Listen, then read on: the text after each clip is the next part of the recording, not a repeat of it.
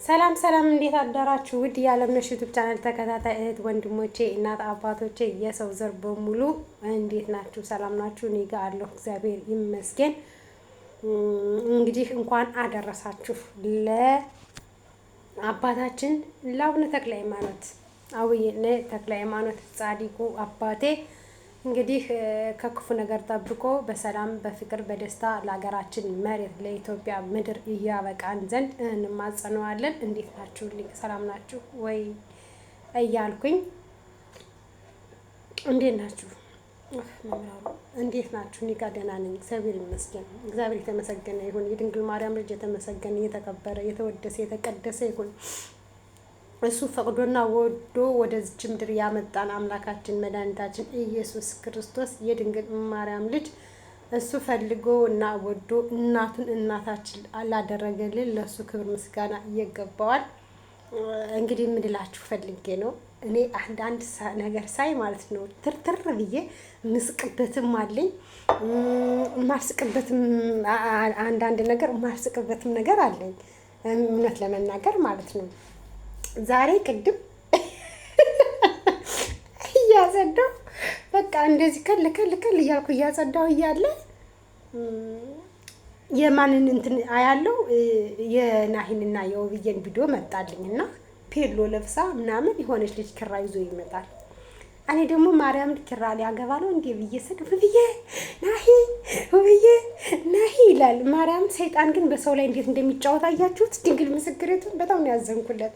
ለእህቱ እንደዛ ደፋ ቀና ብሎ እህቱን ከጉድ ለማውጣት እህቱን ከመከራ ለማውጣት እንደዛ ደፋ ቀና ሲል የነበረ ወንድማችን በፋፊ ተለክፎ እንግዲህ ፋፊ ጠርቅቃ ይዛቸው ምን አይነት ፍጥር እንደሆነች እኔ አላቅም።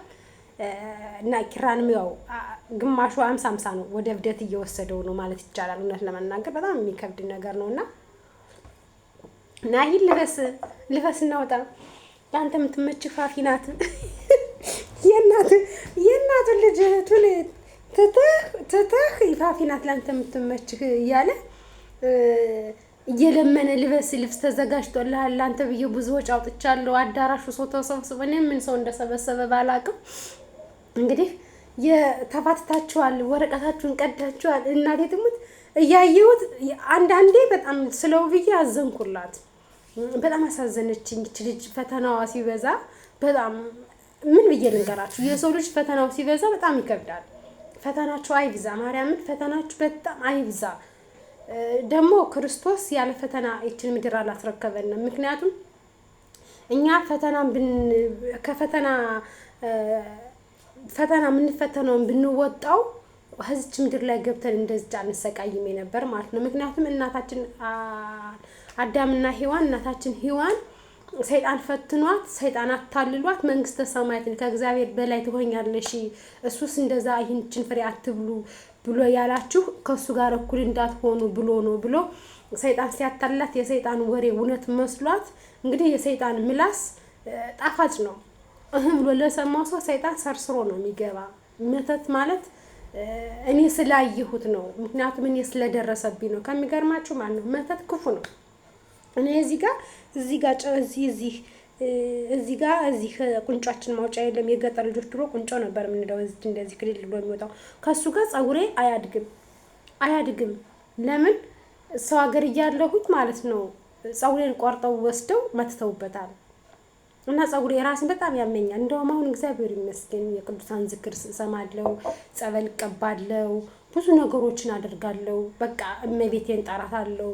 እሷን ጠርቻት ስለማታሳፍረኝ እሷን ነግሪያት ስለማትከዳኝ ሁሉ ነገር የምታደርግልኝ መልካም እናት ስላለችኝ ጥላ የማትጥለኝ ኃጢአቴን ብቻ ሳይሆን በደሌን እያወቀች ኃጢአተኛና በደለኛ እንደሆንኩ እያወቀች ግን ከልጇ ጋር ታስታርቀኛለች፣ ከልጇ ጋር ምሕረት ታስምረኛለች። እና መብርሃንን ጠርቼ ስለማታሳፍረኝ ያው እግዚአብሔር ይመስገን ከወደቅኩበት ያነሳችኝ እናቴ፣ የጨለመውን ያበራችልኝ፣ የተጋረደውን የገለጠችልኝ፣ ከወደቅኩበት አንስታ ዛሬ ለዚህ ደረጃ ያደረሰችኝ ቅድስት ድንግል ማርያም ናት እንጂ እኔ በቃልኝ ካሁን በኋላ ሰው አልሆንም። ካሁን በኋላ እንደ ሰው የምሆንበት ጊዜ ለኔ አብቅቷል።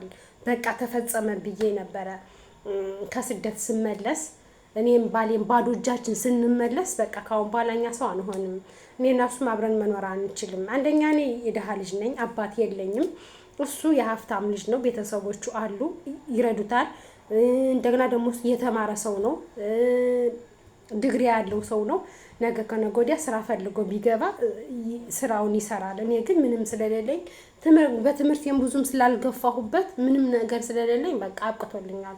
ጎዳና ተዳዳሪ ነው የምሆነው ወይ ልጄን እንዴት ነው ማሳድጋት ወይ ብዬ ተስፋ በቆረጥኩበት ሰዓት መብርሃን ደርሳልኝ ከተስፋዬ እንትን ብላኛለች ማለት ነው።